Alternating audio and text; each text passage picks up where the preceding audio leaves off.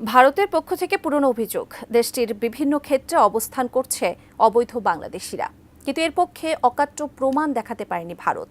আবারও সেই পুরনো ইস্যুকেই অবলম্বন করে অবৈধ বাংলাদেশি অভিবাসী শিক্ষার্থীদের খুঁজে বের করতে দিল্লির সকল স্কুলকে নির্দেশ দিয়েছে দিল্লি প্রশাসন।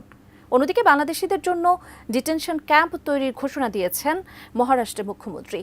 ভারতের এমন মনোভাবে দেশের বিভিন্ন মহলে প্রশ্ন, অবৈধ বাংলাদেশিদের নিয়ে ভারতের এত উদ্বেগের মধ্যে ক্ষমতাচ্যুত প্রধানমন্ত্রী ও তার দলের নেতাকর্মীরা কি মর্যাদা রয়েছেন ভারতে?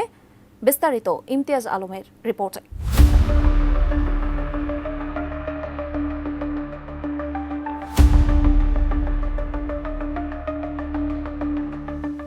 অবৈধ বাংলাদেশি অভিবাসী শিক্ষার্থীদের খুঁজে বের করতে দিল্লির সকল স্কুলকে নির্দেশ দিয়েছে দিল্লির মিউনিসিপ্যাল কর্পোরেশন এমসিডি। ২১ ডিসেম্বর শনিবার ইন্ডিয়ান এক্সপ্রেস ও ডেকান হেরাল্ডের এক প্রতিবেদনে এই তথ্য জানানো হয়েছে। প্রতিবেদনে বলা হয়েছে, স্কুলগুলোকে ভর্তির সময় শিক্ষার্থীদের পরিচয় যথাযথভাবে শনাক্ত ও যাচাইয়ের নির্দেশনাও দেওয়া হয়েছে।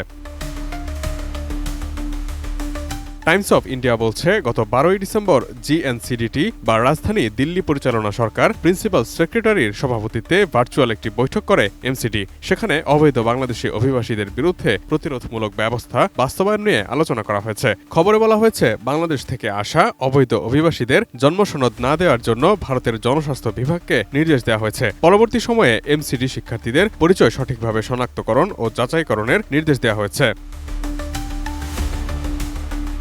কোয়ালিটি সম্পন্ন আন্তর্জাতিক মানের CMT 500W CSRM committed for better still. এদিকে ভারতে অবৈধ বাংলাদেশিদের জন্য ডিটেনশন সেন্টার বা আটক কেন্দ্র তৈরির ঘোষণা দিয়েছেন মহারাষ্ট্রের মুখ্যমন্ত্রী দেবেন্দ্র ফড়নবিস।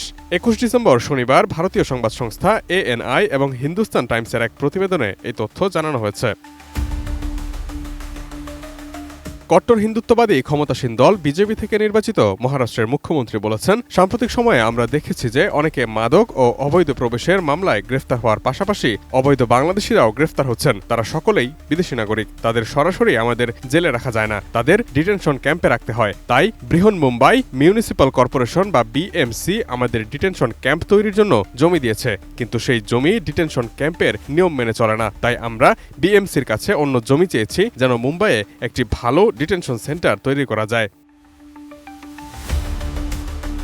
শেখ হাসিনার পতনের পর বাংলাদেশিদের সম্পর্কে এমন বিভিন্ন অবজ্ঞাপূর্ণ এবং বিভ্রান্তিকর তথ্য এবং বক্তব্য দিয়ে আসছে ভারতের ক্ষমতাসীন দলের বিভিন্ন নেতারা। তাই সম্পর্কে বেড়েছে টানাপোড়েন। অবৈধ বাংলাদেশিদের সম্পর্কে মুখর ভারতের নেতৃস্থানীয় ব্যক্তিদের এমন মন্তব্যের প্রেক্ষিতে বাংলাদেশের বিভিন্ন মহলেও প্রশ্ন উঠেছে, ক্ষমতাচ্যুত শেখ হাসিনা তাহলে ভারতে কি মর্যাদায় রয়েছেন? প্রসঙ্গত, ভারতে শেখ হাসিনার বর্তমান অবস্থান নিয়ে ভারত রাষ্ট্রীয়ভাবে কোনো অবস্থান স্পষ্ট করেনি এখনো।